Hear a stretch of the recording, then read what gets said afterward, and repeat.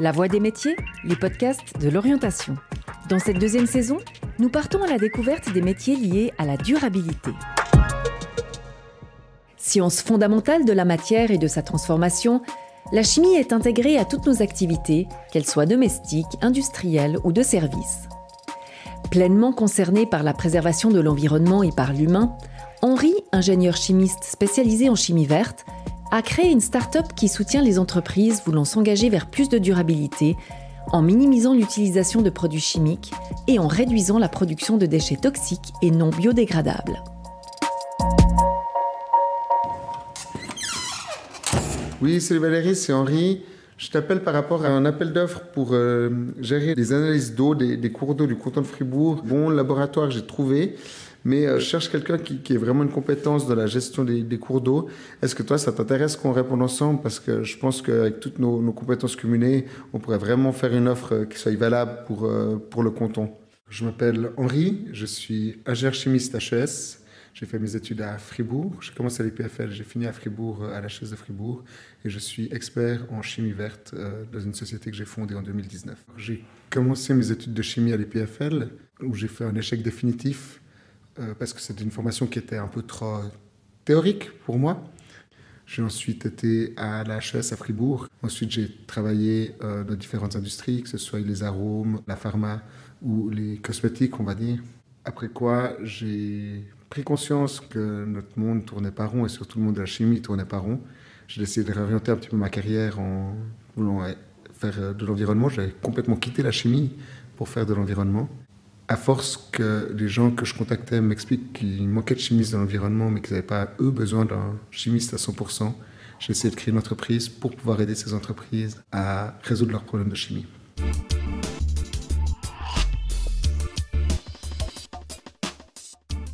Il y a les chimistes qui vont s'occuper de la réaction en tant que telle. Donc, on va mettre 2 produits, 3 produits, 4 produits ensemble.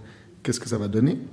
Et il y a les ingénieurs chimistes qui vont regarder plutôt dans quel environnement va se passer la réaction, quelles sont les machines qu'il va falloir, quel est le dimensionnement des machines qu'il va falloir pour pouvoir faire la réaction que les chimistes ont développée. Alors, si je décide de devenir chimiste, c'est qu'un jour, j'ai réalisé qu'en fait, autour de moi, tout était chimie. Tout est molécules, tout est à base de chimie et que du coup, j'avais l'impression que je pourrais expliquer le monde entier grâce à la chimie. Dans toutes les entreprises, il y a beaucoup de chimie qui se fait. Dans les entreprises de construction, on va utiliser des produits chimiques pour nettoyer, pour le mazout. C'est en fait de la chimie, ce qui se passe dans un moteur, ça va être de la chimie. Le gaz qu'on va utiliser, ça va être de la chimie. On va utiliser des produits pour lave-glace, par exemple, ou autre.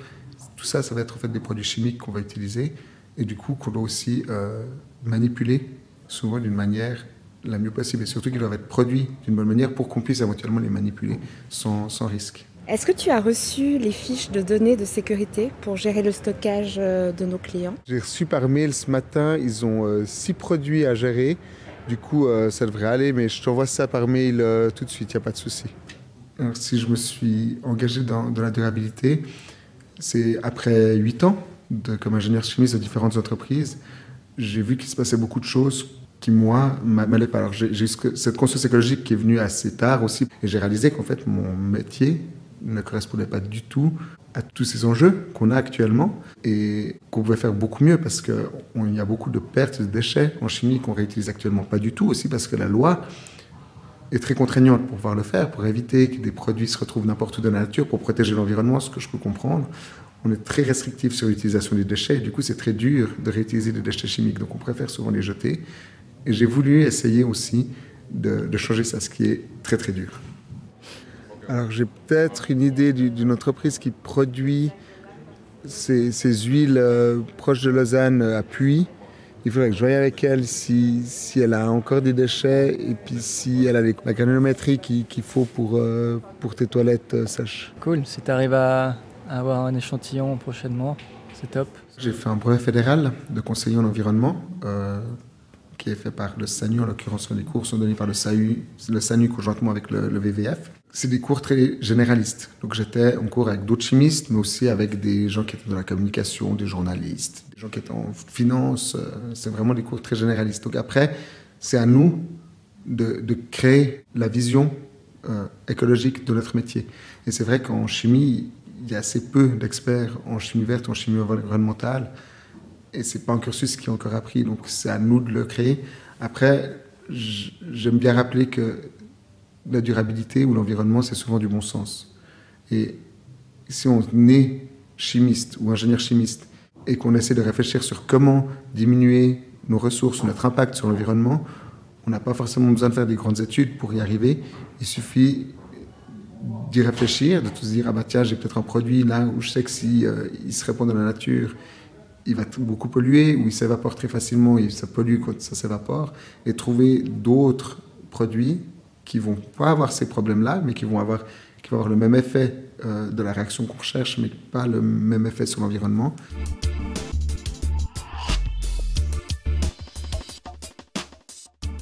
Nos clients ont des besoins totalement différents les uns des autres.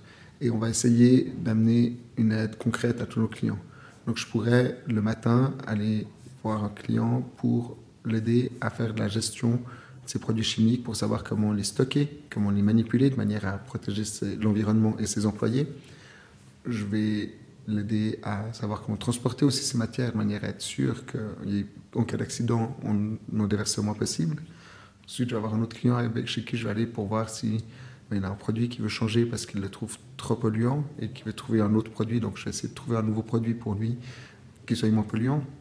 J'ai des clients chez qui je vais aller pour leur dire que le produit qu'ils utilisent est maintenant interdit dans un pays dans lequel ils l'utilisent et du coup, ils doivent trouver un autre produit ou changer leur produit ou toute leur gamme ou trouver un produit qui soit à peu près le même. Il y a aussi beaucoup de clients qui utilisent des produits chimiques et qui rejettent ensuite de l'eau ou de l'air et ils savent plus, ils doivent contrôler que cette eau, que cet air soit d'une qualité acceptable pour pouvoir être rejeté ou dans une steppe ou même dans la nature.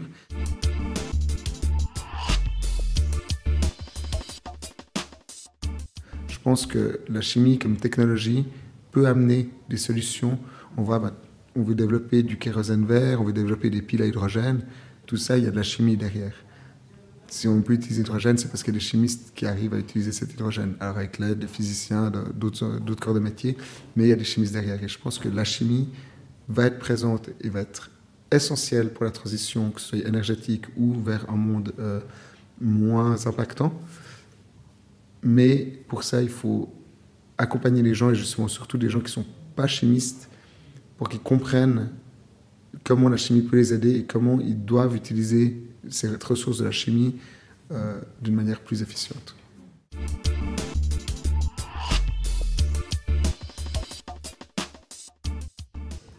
Alors, les avantages de ma profession pour moi, c'est déjà la diversité. J'ai l'impression que toutes mes journées sont différentes et que je fais quelque chose de différent tous les jours. J'ai l'impression surtout d'être utile. Ce que je fais, c'est un métier qui est assez nouveau. Et par conséquent, j'ai l'impression d'être encore plus utile pour ça. Et du coup, les gens ne savent pas qu'ils ont besoin de nous. En fait, parce qu'ils font quelque chose d'une manière, ça fait 30 ans qu'ils font la même chose, et ça marche. Et c'est vrai que ça marche. Et après, venir leur expliquer qu'ils pourraient faire différemment, mieux, c'est toujours un petit peu difficile de les changer. Et c'est vrai qu'il faut être très, très créatif pour essayer de trouver des solutions nouvelles, parce que c'est pas dans les livres qu'on trouve ces solutions, c'est dans notre tête, c'est dans les gens qui nous entourent, les discussions qu'on a. C'est passionnant, mais c'est difficile.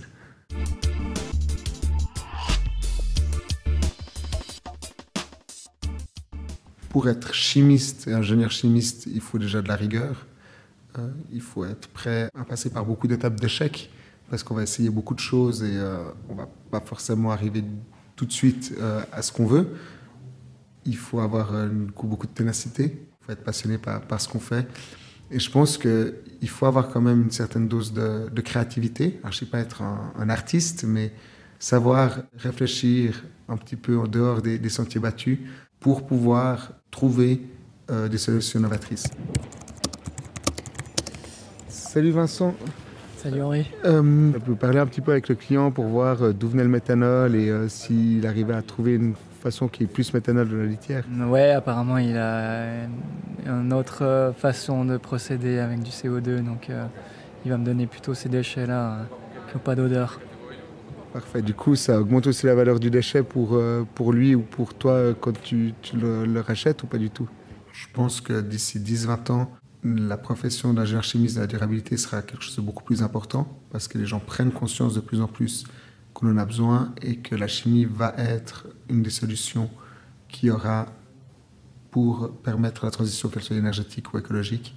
Mais il y aura toujours quand même des secteurs d'activité qui feront souffrir l'image de la chimie auprès du grand public.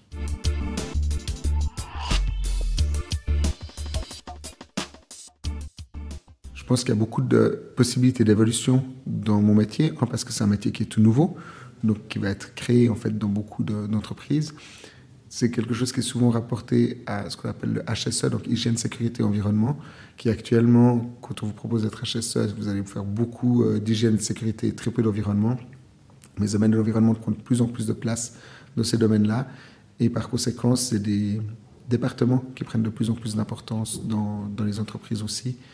On a besoin de gens qui ont du bon sens et qui réfléchissent à ce qui les entoure. Par conséquent, c'est un domaine qui est assez intéressant pour tout le monde parce qu'on a besoin d'universitaires, mais on a besoin aussi de gens qui viennent du terrain, qui sont confrontés à la réalité de ce qui se passe dehors. Et si on ne travaille pas tous ensemble, on ne s'en sort pas. Donc c'est un domaine où tout le monde peut évoluer. Si vous souhaitez faire découvrir cet entretien, n'hésitez pas à le partager. Merci d'avoir écouté La Voix des métiers, un podcast produit par l'Office d'orientation scolaire et professionnelle de l'État de Vaud. Vous pouvez retrouver tous les épisodes sur le site zoom-vd.ch et sur les différentes plateformes de streaming.